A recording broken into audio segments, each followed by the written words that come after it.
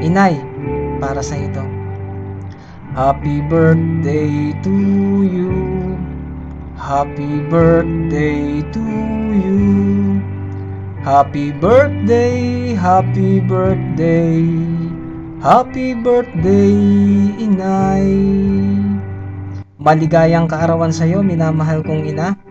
At maligayang Pasko po sa inyong lahat.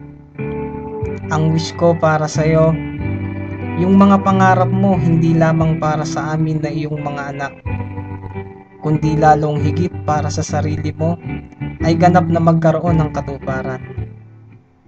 Naway pagpalain ka ng Panginoong may kapal, pagkalooban ng magandang kalusugan, kalakasan, mahabang buhay, walang humpay na kaligayahan at kasaganaan.